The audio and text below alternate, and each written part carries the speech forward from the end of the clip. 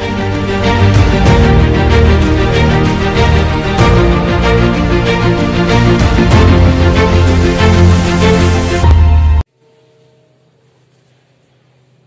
Everyone, स्वागत है आपका आपके अपने चैनल नीटफ्लिक्स पे। आज से हम स्टार्ट करने वाले हैं एक नई सीरीज, एक नया चैप्टर, जेनेटिक्स।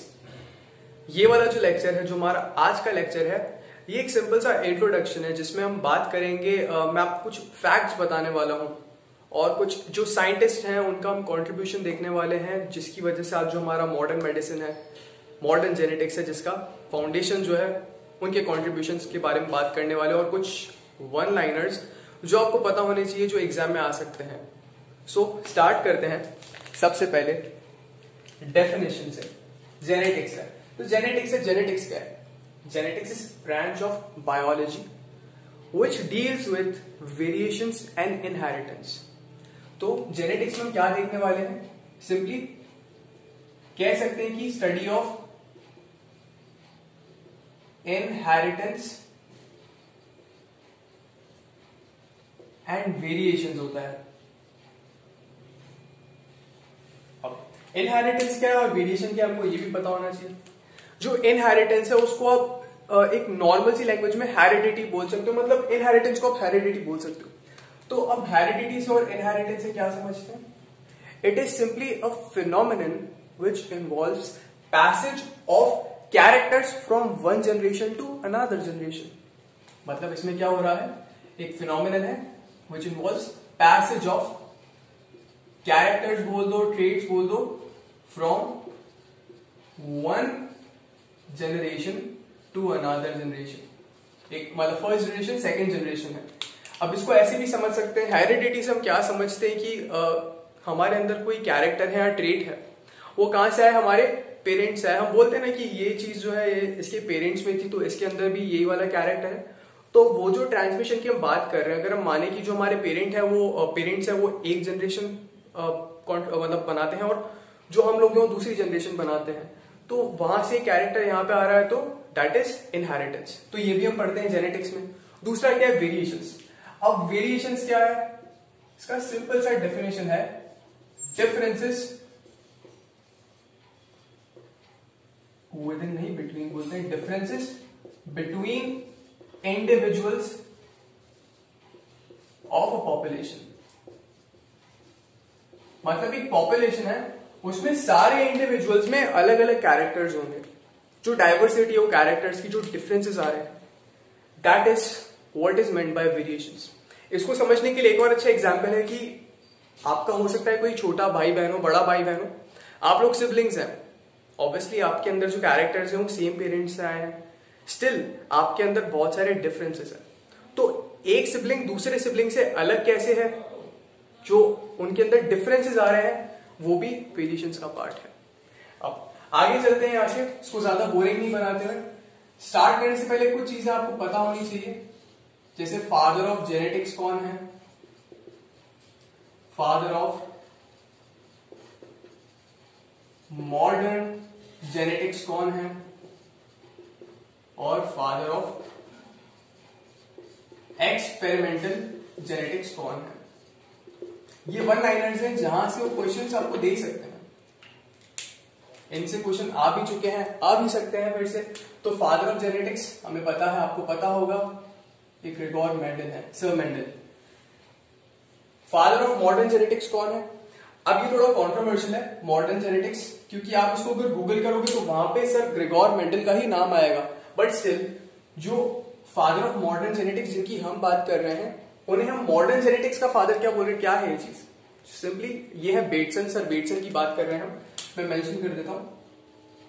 बेटसन है, इन्होंने क्या किया था? इन्होंने कुछ कंट्रीब्यूशन दिया था, मतलब जो जेनेटिक्स टर्म है वो यहां से इन्होंने ही कंट्रीब्यूट किया था ये टर्म में भी, और कुछ और चीजें मॉडर्न जेनेटिक्स में जो इनकी वजह से है। तो सिंपली इसके लिए हम इन्हें रिगार्ड करते हैं कि he is father of modern genetics. Otherwise हमें पता है कि फादर ऑफ जेनेटिक्स बोलते हैं तो वो मेंडल ही है, सर ग्रेगोर मेंडल ही है।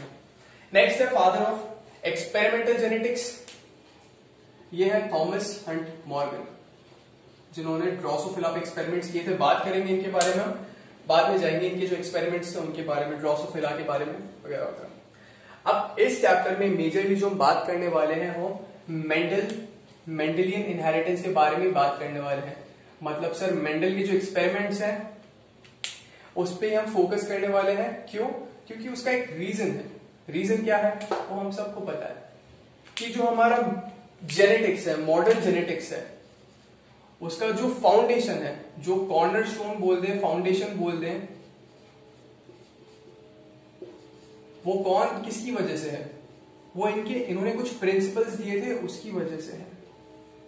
सो दैट्स व्हाई जो मेंडल है हम उनके बारे में बात जरूर से करेंगे कि इन्होंने क्या एक्सपेरिमेंट्स किए थे और कैसे किए थे, ताकि हमें प्रिंसिपल्स ऑफ इनहेरिटेंस पता चले। ठीक है, तो हम जब मेंडल की बात करेंगे, सर मेंडल की बात करेंगे, तो हम दो चीजों के बारे में जरूर बात करेंगे ब्रॉडली। एक तो है उनका जो एक्सपेरिमेंट था उसमें कुछ यूनिकनेस थी, वो क्या चीज थी, एक उसके बारे में बात करेंगे। और फिर हम बात करेंगे रीजंस ऑफ हिज सक्सेस। क्यों बात कर रहे हैं रीजंस ऑफ सक्सेस? क्यों? क्योंकि इनसे पहले भी कुछ साइंटिस्ट थे जिन्होंने एक्सपेरिमेंट्स किए थे, जेनेटिक्स के प्रिंसिपल्स को वहां पे एस्टैब्लिश करने की कोशिश की गई थी, लेकिन वो नहीं कर पाए थे, दे फेल्ड। बट मेंडल थे जो सक्सेसफुल थे उस टाइम पे। तो हमें ये जरूर जानना पड़ेगा कि रीजन क्या था इनकी सक्सेस का। ठीक है, इस पे क्वेश्चंस भी आते हैं एग्जाम में, मैं अपने मन से नहीं बता रहा हूं, क्वेश्चंस आते हैं। अब एक और चीज, एक इंपॉर्टेंट चीज है, वन लाइनर है, जो मेंडल थे इन्होंने एक्सपेरिमेंट्स किए थे उसका पीरियड आपको पता होना चाहिए कि कब से लेके कब तक इन्होंने एक्सपेरिमेंट्स किए थे, क्योंकि नीट का जो करंट स्टेटस है एग्जाम का उसमें ऐसे क्वेश्चंस भी वो पूछ सकते हैं, कोई बड़ी बात नहीं है। तो याद होना चाहिए आपको 1856 से 1863 तक पूरे 7 साल होंगे, 7 years ये पीरियड था इनके एक्सपेरिमेंट्स को, और ये हमें पता होना चाहिए। याद करने के लिए आप देख सकते हो रिवोल्ट ऑफ 1857 बहुत पॉपुलर है, तो उससे जस्ट एक साल पहले 56, वहां से आप 7 years कैलकुलेट कर लो अगर याद नहीं होता है सिंपल तरीके से। तो अब बात करते हैं यूनिकनेस ऑफ मेंडल्स एक्सपेरिमेंट्स। क्या यूनिक था, उन्होंने ऐसा क्या अलग किया था जो यूनिक था, जिसकी वजह से, अच्छा हाँ, इन्होंने जो चीज, जिस हम यूनिकनेस में जिस चीज की बात कर रहे हैं वो एक रीजन था, it is one of many reasons और one of few reasons because of which he got success in his experiments। तो इसके बारे में बात करना जरूरी है। यूनिकनेस क्या था? ये पहली बार था कि बायोलॉजी के साथ किसी ने मैथमेटिक्स को फ्यूज किया हो और साथ ही साथ एनालिटिकल स्टैटिस्टिक्स को इन्वॉल्व किया हो। एनालिटिकल स्टैटिस्टिक्स एंड मैथमेटिक्स को इंक्लूड किया था इन्होंने अपनी स्टडीज के अंदर। इनको इन्होंने एज अ टूल यूज किया था ये प्रिंसिपल्स को एस्टैब्लिश करने के लिए। अब एनालिटिकल स्टैटिस्टिक्स की बात कर रहे हैं। अच्छा, मैथमेटिक्स हमें पता है, स्टैटिस्टिक्स क्या होता है? It is a science of dealing with data and interpretation of data. Data को इंटरप्रेट करना और डेटा हैंडलिंग, ये सब स्टैटिस्टिक्स में आता है, आप ऑलरेडी जानते होंगे इसके बारे में। अच्छा, यहाँ पे एक इंपॉर्टेंट चीज है जो मैं आपको बताना चाहूंगा। जब हम स्टैटिस्टिक्स की बात कर रहे हैं तो एक एनसीईआरटी में लाइन लिखी हुई है कि जब सर मेंडल एक्सपेरिमेंट कर रहे थे तो उनका जो एक्सपेरिमेंट में जो सैंपल साइज था वो बहुत बड़ा था। अब सैंपल साइज क्या?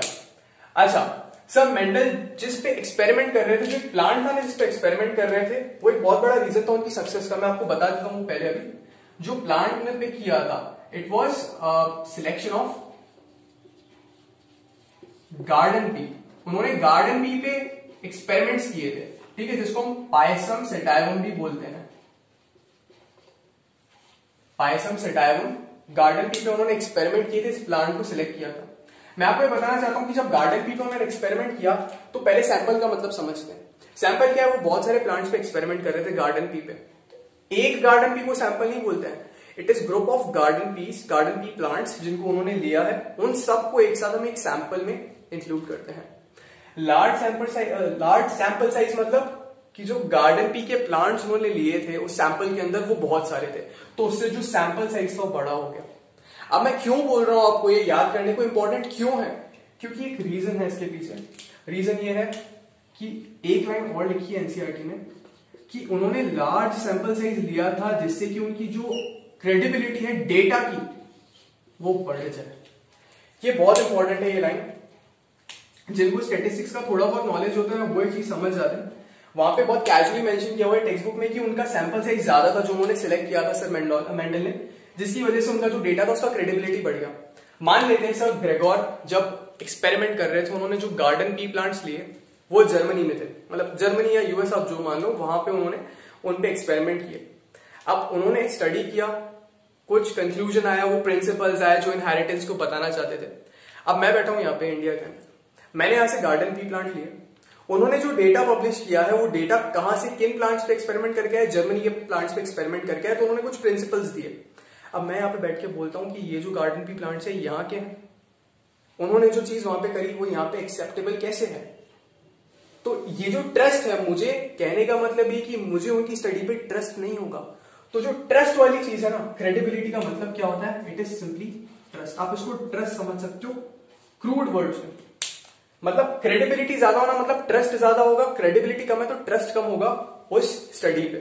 तो उन्होंने जो स्टडी करी, अगर उस डेटा की क्रेडिबिलिटी ज्यादा है तो मैं यहां पर बैठकर भी मैं मान लूंगा कि भले उन्होंने गार्डन पी प्लांट जो भी लिए, कितने भी लिए, ऑब्वियसली एक पॉपुलेशन में सैंपल ही लेंगे, पूरी पॉपुलेशन थोड़ी लेंगे। तो यहां पर जो पॉपुलेशन है गार्डन पी प्लांट्स की इंडिया में, वो डेटा जो है, वो प्रिंसिपल जो यहां पर भी वैलिडेट करेंगे। ये मतलब होता है क्रेडिबिलिटी का। तो इसके लिए सैंपल साइज ज्यादा होना जरूरी है। मैंने आपको इसलिए बताया कि यहां पर हो सकता है क्वेश्चन फ्रेम कर दें कि सर मेंडल ने जो डेटा दिया था उसकी क्रेडिबिलिटी ज्यादा थी, क्यों? तो उसमें कुछ ऑप्शंस देंगे, एक ऑप्शन ये भी दे देंगे लार्ज सैंपल साइज, तो आपको लार्ज सैंपल साइज के साथ जाना है, ये इंपॉर्टेंट है इसके लिए। अब बात करते हैं रीजंस ऑफ हिज सक्सेस, कि मेंडल को सक्सेस क्यों मिली। तो पहला रीजन तो आपको मैंने बता दिया, it was selection of garden pea plants. अच्छा, इसके ऊपर भी क्वेश्चन आता है कि गार्डन पी प्लांट का जो सिलेक्शन है वो क्यों किया गया। अच्छा, ये भी एक बहुत रेवोल्यूशनरी आइडिया था, क्योंकि ये जो एकमात्र अगर रीजन बोले ना उनकी सक्सेस का, सबसे बड़ा रीजन एक यही था, selection of garden pea plant. इसके बारे में बात करेंगे, क्या वो चीजें थी गार्डन पी प्लांट्स में से, क्या कैरेक्टर्स है जो कि उसको बहुत सुपीरियर बनाए थे इस स्टडी के लिए। ठीक है, अब नेक्स्ट रीजन क्या है उनकी सक्सेस का, मैंने आपको बोला था ना, यूनिकनेस है, जो बायो मैथमेटिक्स और इसका इंक्लूजन किया था, एनालिटिकल स्टैटिस्टिक्स का, वो भी एक रीजन था। तो वो ये पॉइंट यहां पे भी आ जाएगा। ये पहली बार उन्होंने किया था और बहुत ही जबरदस्त एक्सपेरिमेंट था उनका ये। थर्ड क्या है, उन्होंने एक छोटी सी चीज जो हमें हर कोई कहता है, एक छोटी सी एडवाइस फॉलो करी, हमें एडवाइस दी जाती है, मतलब उनके लिए नहीं थी ये एडवाइस, जो हमें दी जाती है कि मल्टीटास्किंग मत करो, एक ही चीज पे फोकस करो। If you focus on one thing you will definitely get through in that thing. ऐसा बोला जाता है कि मल्टीटास्क मत करो, एक टाइम पे एक ही चीज पे ध्यान दो। उन्होंने भी यही किया था, उन्होंने एक टाइम पे सिर्फ एक ही कैरेक्टर को स्टडी किया था। He studied one character at a time.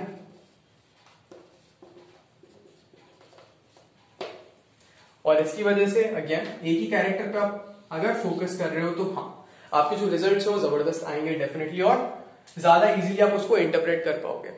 जो लास्ट रीजन था उनकी सक्सेस का, एक रीजन और था। अच्छा, आगे जाने से पहले एक बार मैं आपको कैरेक्टर का यहां पे मतलब बता दूं। कैरेक्टर और ट्रेट ये दो टर्म्स हैं जिसके बीच में आपको जो डिफरेंस होता है बहुत क्लियर होना चाहिए। कैरेक्टर और ट्रेट्स में क्या फर्क होता है? सी, कैरेक्टर क्या है? कैरेक्टर को आप बोल सकते हो एक ऑब्जर्वेबल क्वालिटी है, मतलब कोई क्वालिटी है किसी भी बंदे की, या प्लांट की बात कर रहे हैं यहाँ पे, वो जो क्वालिटी है उसे हम क्या बोलते हैं? कैरेक्टर बोलते हैं। अब एग्जाम्पल क्या है? एग्जाम्पल हो सकता है उसका वेट, हो सकता है हाइट या कलर। ऑब्वियसली ये क्या है? ये क्वालिटीज है, ऑब्जर्व कर सकते हो आप, देख के बता सकते हो, सारी क्वालिटीज है, यही कैरेक्टर्स है। अब ट्रेड्स क्या होते हैं? जो कैरेक्टर्स है ना, कैरेक्टर्स के अंदर जो वेरिएशंस आती है दैट इज ट्रेड्स। तो it is variation in character. For example, मैंने बोला हाइट एक कैरेक्टर है, तो हाइट के अंदर जो वेरिएशन होगा वो ट्रेड होगा। अब हाइट के अंदर क्या वेरिएशन हो सकता है?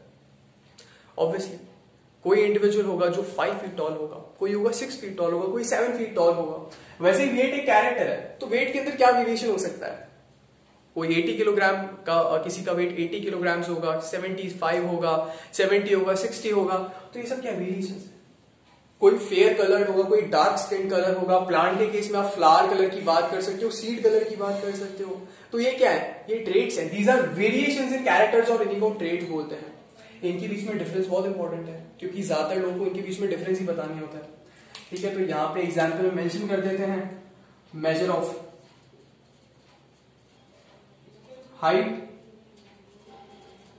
या वेट या फिर स्पेसिफिक कलर, ये क्या होंगे, ये ट्रेट्स होंगे।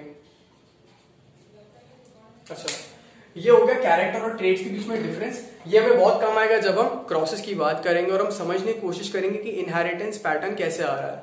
ओके, अच्छा, हम now back on the reasons of Mendel's success. उसमें जो फोर्थ पॉइंट है, लास्ट पॉइंट है, वो ये था कि he kept record of all the data. इन्होंने एक्सपेरिमेंट्स किए थे ना, जिन्होंने एक्सपेरिमेंट्स किए वहां से डेटा आया। स्टैटिस्टिक्स ना, स्टैटिस्टिक्स का काम क्या है, डेटा हैंडलिंग। तो स्टैटिस्टिक्स का रोल यहाँ पे बहुत इंपॉर्टेंट है कि ये जो डेटा था, डेटा को मैनेज इन्होंने बहुत अच्छे से किया और अच्छे से एक एक चीज का रिकॉर्ड रखा, और उसकी वजह से अगेन ये इनकी सक्सेस में एक बहुत बड़ा रीजन था। ये भी एक रीजन था। अब एक बार बात कर लेते हैं गार्डन पी जो है, तुमने गार्डन पी का बोला कि ये एक बहुत बड़ा रेवोल्यूशनरी आइडिया था, जिसकी वजह से हाँ कह सकते हैं कि हाँ मेंडल की सक्सेस का बहुत बड़ा जो रीजन है ना, वो एक ये है। एक सबसे बड़ा रीजन तो ये है, इन सब में सबसे इंपॉर्टेंट। अब पहला रीजन क्या है, ऐसा क्या है पायसम सेटारियम के अंदर जो दूसरे प्लांट्स में नहीं था? सबसे पहली चीज, ये बायसेक्सुअल प्लांट है।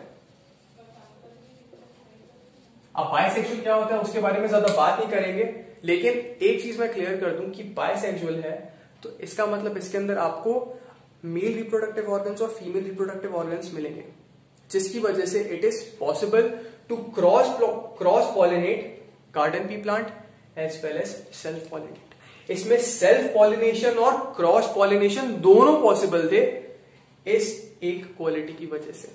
तो ये भी एक रीजन था for selection of garden pea कि वो कुछ प्लांट्स को सेल्फ पॉलिनेट कर रहे थे, क्रॉस पॉलिनेट कर रहे थे। क्यों कर रहे थे वो हम क्रॉसेस में अच्छे से बात करेंगे। अब नेक्स्ट रीजन क्या था? एक रीजन और जो इनकी सक्सेस में इंपॉर्टेंट था, आई एम सॉरी, एक और रीजन जो सिलेक्शन के लिए इंपॉर्टेंट था गार्डन पी के, वो ये था कि गार्डन पी प्लांट जो इसका लाइफ स्पैन बहुत शॉर्ट होता है। शॉर्ट लाइफ स्पैन मतलब एक कम टाइम के अंदर इसमें फ्लावरिंग भी हो जाएगा, सीड्स भी आ जाएंगे। तो अगर छोटा लाइफ स्पैन है तो कम टाइम के अंदर आप ज्यादा कैरेक्टर्स को या ज्यादा प्लांट, ज्यादा कैरेक्टर्स नहीं बोल के ज्यादा प्लांट्स को स्टडी कर पाएंगे हम। ऑब्वियसली अलग अलग प्लांट्स है तो आप ज्यादा कैरेक्टर स्टडी कर पाओगे, तो ये दोनों चीज थोड़ा ओवरलैप हो जाता है। बाकी शॉर्ट लाइफ स्पैन एक बहुत इंपॉर्टेंट रीजन है अगेन, क्योंकि आपको ज्यादा टाइम मिल रहा है एक्सपेरिमेंटेशन के लिए। इन अ नटशेल एक्सपेरिमेंट ज्यादा कर पाओगे, शॉर्ट लाइफ स्पैन है तो। ठीक है, अब नेक्स्ट रीजन क्या है? पायसम सेटारियम के अंदर ऑब्जर्वेबल कैरेक्टर्स थे बहुत सारे, observable characters.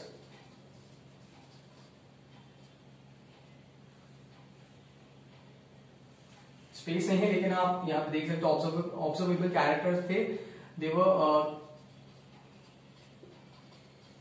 There were many observable characters. मेरे पास स्पेस नहीं है इसलिए मैंने ऐसे लिखा है there were many observable characters. काफी सारे ऑब्जर्वेबल कैरेक्टर्स है, मतलब मुझे प्लांट दे दिया तो मुझे उसका फ्लावर कलर देख के पता चल जाएगा, उसमें कोई साइंस नहीं है। व्हाइट है, रेड है, वायलेट है, वो देखकर पता चल जाएगा। वैसे ही उसका जो स्टेम का हाइट है वो टॉल है, ड्वार्फ है, वो देखकर पता चल रहा है। तो वो वैसे ऑब्जर्वेबल कैरेक्टर्स बहुत सारे थे। अब नेक्स्ट रीजन जो है ये थोड़ा ध्यान से देखना कि इंपॉर्टेंट है। Only 2 contrasting traits. Each character that Mendel studied in Pisum sativum had only 2 contrasting characters. मतलब क्या है? जो ऑब्जर्वेबल कैरेक्टर्स की अभी हमने बात करी, height, weight, not weight, flower colour, flower position वगैरह, ये सारे कैरेक्टर्स हम बात करेंगे जो उन्होंने देखे थे, स्टडी की थे मेंडल ने। उन सबके सिर्फ 2 कॉन्ट्रास्टिंग कैरेक्टर्स थे। फॉर एग्जाम्पल मान लेते हैं, एक बार मैं सारे कॉन्ट्रास्टिंग कैरेक्टर्स यहाँ पे मेंशन कर देता हूं पहले, वैसे मुझे बताने हैं, उसके बाद मैं उस रीजन पे वापस आता हूं।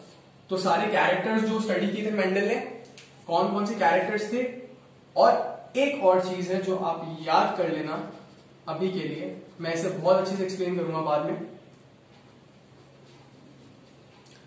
Dominant and recessive traits.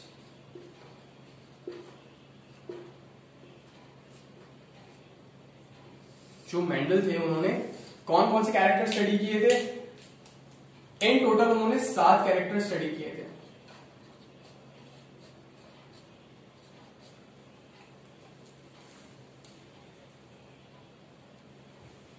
Mendel ने इन टोटल 7 कैरेक्टर स्टडी किए थे और वो सारे कैरेक्टर्स क्या थे मैं एक बार मेंशन करूंगा, लेकिन ये इंपॉर्टेंट है, आपको पता होना चाहिए कि उन्होंने 7 कैरेक्टर स्टडी किए थे। और ट्रेड्स कितने स्टडी किए थे? 14 ट्रेड्स। ये क्लियरली एनसीईआरटी में लिखा हुआ है कि टोटल 14 प्लांट्स पे उन्होंने एक्सपेरिमेंट किया था। 14 ट्रेड्स थे, ट्रेड्स 14 थे, याद रखना, डोमिनेंट, रिसेसिव। मैंने क्या बताया था? ट्रेड्स क्या है? Variations in characters. तो कैरेक्टर्स तो 7 थे लेकिन ट्रेड्स 14 थे, ये इंपॉर्टेंट है। पहला ट्रेड क्या था जो उन्होंने स्टडी किया था? हाइट। हाइट के बारे में आपको ऑलरेडी बता चुका। नेक्स्ट उन्होंने क्या स्टडी किया? पॉड कलर, जो गार्डन की प्लांट आता है उसका जो छिलका होता है दैट्स पॉड, तो पॉड कलर, फिर पॉड शेप, ये सारे देख के पता चल जाएंगे मॉर्फोलॉजी से सिंपली। फिर था flower colour, flower position, next था okay seed colour and seed shape. थोड़ा मैसी हो गया है। ये सारे कैरेक्टर्स, 7 कैरेक्टर्स थे जो मेंडल ने स्टडी किए थे। अब डोमिनेंट और रिसेसिव ट्रेट्स क्या है? ट्रेट्स ऑब्वियसली मुझे पता है कि क्या होंगे, कैरेक्टर्स के वेरिएशंस होंगे। हाइट की बात कर रहा हूं तो कुछ ना कुछ होगा। अब यहां पे क्या था? डोमिनेंट और रिसेसिव ट्रेट्स से सिर्फ इतना याद रखना कि डोमिनेंट ट्रेट्स जो है ऑब्वियसली जीन्स है, हमें आज पता है कि जो जीन्स होते हैं they are responsible for expression of a character, a trait, character का वेरिएशन ट्रेट, उसके एक्सप्रेशन के लिए जीन्स रिस्पॉन्सिबल है।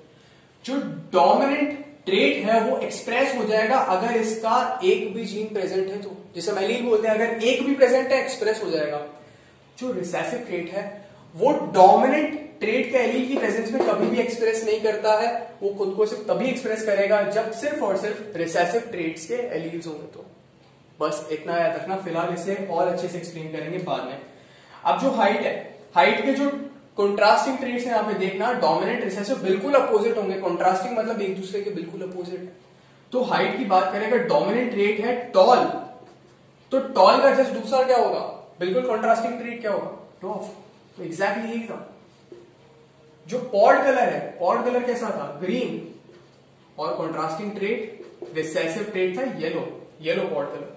पॉड शेप कैसा था? इन्फ्लेटेड, फूला हुआ, और कंस्ट्रिक्टेड रिसेसिव था। वैसे ही जो फ्लावर कलर है, फ्लावर कलर था वायलेट, वायलेट डोमिनेंट था, व्हाइट रेसेसिव था। Flower position axial and terminal. Seed colour, seed colour में येलो और ग्रीन। जिस पॉड कलर है ना उसका जस्ट अपोजिट होगा, यहां से याद करने के लिए यूज होगा सीड कलर। सीड शेप क्या था? राउंड और रिंकल्ड, रिंकल्ड रिसेसिव था। तो ये 14 ट्रेट्स, 7 कैरेक्टर्स ये स्टडी किए थे मेंडल ने। इन्हीं के बेसिस पे उन्होंने अपने प्रिंसिपल्स ऑफ इनहेरिटेंस दिए थे। ये इंपॉर्टेंट है, याद होना चाहिए। अब यहां पे अगर आप देखो कैरेक्टर्स बहुत सारे हैं, ये बहुत सारे ऑब्जर्वेबल कैरेक्टर्स हैं, लेकिन सबके सिर्फ और सिर्फ 2 कंट्रास्टिंग ट्रेट्स थे। इससे इजी हो गई स्टडी। मान लो अगर 2 से ज्यादा ट्रेट्स होते हैं तो आप कैसे करते? फिर आपको जो नंबर ऑफ प्लांट्स है वो ज्यादा चाहिए होते हैं। मैंने बोला 14 प्लांट्स की स्टडी किया उन्होंने। अगर कंट्रास्टिंग ट्रेट ज्यादा हो जाएंगे तो नंबर ऑफ प्लांट्स बढ़ेंगे, नंबर ऑफ प्लांट्स बढ़ेंगे तो जो टाइम उन्हें इन्वेस्ट करना था वो भी बढ़ना था, और बहुत सारी चीजें होती है एक्सपेरिमेंट्स में जो आपको करनी होती है। तो वो सारी चीजें ऑब्वियसली उसका जो लोड था वो मेंडल पर पड़ता। तो गार्डन बी की वजह से ओवरऑल जो उनका स्टडी था वो काफी इजी हो गया, बहुत इजी हो गया। इसलिए जो गार्डन बी था उसका सिलेक्शन बहुत इंपॉर्टेंट था। कह सकते हैं कि ये जो था गार्डन बी का सिलेक्शन ये रेवोल्यूशनरी था। सो आज के लेक्चर के लिए इतना ही। एक बार हम समराइज कर लेते हैं। ये कुछ फैक्ट्स थे या छोटा सा डेटा जो आपको पता होना चाहिए, जिसमें से वो 1 लाइनर्स दे देते हैं एनसीईआरटी में। नेक्स्ट लेक्चर्स में हम बात करने वाले हैं क्रॉसेस की, मोनोहाइब्रिड क्रॉस, डायहाइब्रिड क्रॉस, जिसमें हम देखेंगे inheritance because of 1 gene, inheritance due to 2 genes, inheritance because of multiple genes, characters. तो वो सारी चीज हम देखने वाले हैं नेक्स्ट लेक्चर्स में। एक बार इसे हम समराइज कर लेते हैं। आज हमने बात करी कि जेनेटिक्स क्या होती है। तो genetics is the branch of biology which deals with inheritance and variation. Inheritance क्या है? It is passage of characters from one generation to another generation. Variations क्या है? एक पॉपुलेशन में दो इंडिविजुअल्स के अंदर जो डिफरेंसेस आ रहे हैं उनके कैरेक्टर्स में, दैट इज वेरिएशन. इवन जो सिबलिंग्स हैं उनमें जो डिफरेंसेस है, that is because of this variation thing. उसके बाद हमने बात करी father of genetics sir Gregor Mendel, जिनकी वजह से जो हमें प्रिंसिपल्स ऑफ इनहेरिटेंस है वो मिले थे, जिसको फाउंडेशन बनाकर कुछ एडवांस उन्होंने प्रोड्यूस किए और मॉडर्न जेनेटिक्स के फादर बने बेटसन. और फादर ऑफ एक्सपेरिमेंटल जेनेटिक्स की बात करी होते थॉमस एंड मॉर्गन. फिर हमने बात करी रीजन ऑफ मेंडल सक्सेस, और मेंडल का जो एक्सपेरिमेंट था यूनिक क्यों था. तो उसमें हमने देखा यूनिक इसलिए था, बायोलॉजी, मैथमेटिक्स और एनालिटिकल स्टेटिस्टिक्स को इंक्लूड किया था. पहली बार ऐसा किसी साइंटिस्ट ने किया था, और ये यूनिकनेस उनकी सक्सेस का एक रीजन भी रहा. तो सब मेंडल की जो सक्सेस थी उसके रीजन था. पहला रीजन था selection of garden pea plant, जिसे हम पायसम सटाइवम भी बोलते हैं. एक स्वीट पी प्लांट भी होता है जिसे लिथायरस ओडोरेटस बोलते हैं. तो इनके बीच में डिफरेंस है, फर्क है, ये याद रखना है. एक फिर दूसरा रीजन हमने ऑब्वियसली बोल दिया यूनिकनेस, बायोलॉजी, मैथमेटिक्स और एनालिटिकल स्टेटिस्टिक्स. तीसरा रीजन था कि उन्होंने एक कैरेक्टर को एक ही टाइम फोकस किया था, मल्टीटास्किंग नहीं करी थी. नेक्स्ट था लास्ट, जिसकी वजह से उन्हें सक्सेस मिला था, वो रीजन था कि उन्होंने सारा जो भी एक्सपेरिमेंट का डेटा आया उसे हमेशा संभाल के रखा फॉर अगेन इन्फरेंसेस. अब एक क्वेश्चन इस पे बनता है कि जो पायसम सटाइवम था उसका सिलेक्शन इंपॉर्टेंट क्यों था, क्यों ये बहुत इंपॉर्टेंट था जिसकी वजह से उन्हें सक्सेस मिली माना जाता है. तो पायसम सटाइवम बायसेक्सुअल प्लांट है, उसका लाइफ स्पेन शॉर्ट होता है. बहुत सारे ऑब्जर्वेबल कैरेक्टर्स होते हैं, जिन कैरेक्टर्स की हमने बात करी थी, height, pod colour, pod shape, flower position, seed colour, seed shape. और सबसे इंपॉर्टेंट चीज, ये सारे जो कैरेक्टर्स थे ना, इनके सिर्फ दो कॉन्ट्रास्टिंग ट्रेट्स थे. मतलब अगर हाइट की बात करें तो अगर एक प्लांट टॉल है तो दूसरा डॉर्फ होगा, उसके सिवा और कोई यहां पर हमारे पास वेरिएशन नहीं था कैरेक्टर के अंदर, कोई और ट्रेट नहीं था, सिर्फ दो ही ट्रेट थे. ऐसा सबके साथ था, सारे कैरेक्टर्स के साथ. सो ये कुछ रीजंस थे कि उन्होंने पायसम सटाइवम को एक बहुत ही रेवोल्यूशनरी सिलेक्शन माना था. So that is all for today's lecture. Thank you so much. और अगर आपको हमारा ये लेक्चर पसंद आता है, मेरा लेक्चर आपको पसंद आया, तो प्लीज हमारे इस चैनल को सब्सक्राइब करें और इस वीडियो को उनके साथ जरूर शेयर करें जिन्हें हो सकता है ये काम है. So thank you so much.